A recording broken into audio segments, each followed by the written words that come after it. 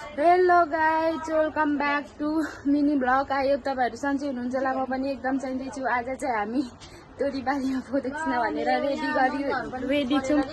यता चाहिँ मेरो बहिनी, यता दिदी हुनुहुन्छ, यता काकी हुनुहुन्छ।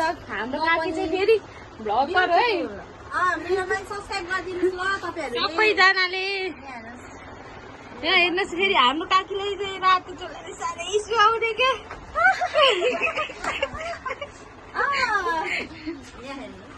यता हेर्नुहोस्।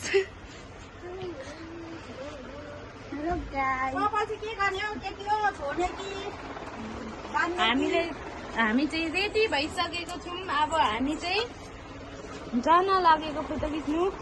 मेरो काकीको चाहिँ कपाल लोप लाग्दो क्या।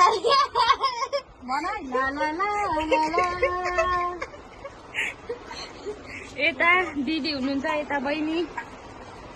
हाम्रो काकी चाहिँ फेरि बेहुली जस्तै क्या।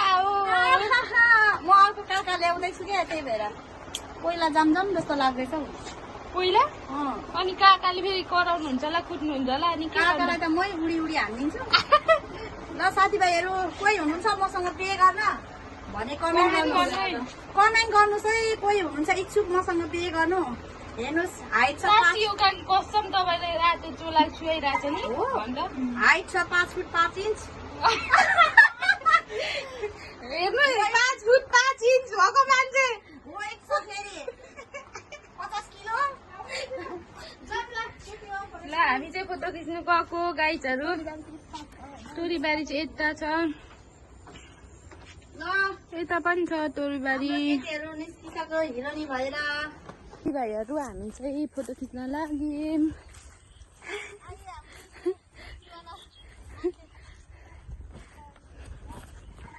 हेर्नुहोस्, यता चाहिँ तोरीबारी छ। हामी चाहिँ तोरीबारीमा पुगिसक्यौँ। के भएर मेरो लुङ्गी खुस्केर मर्नु। हेर्नुहोस् तोरीबारी, हाम्रो बाङ्गेको तोरीबारी।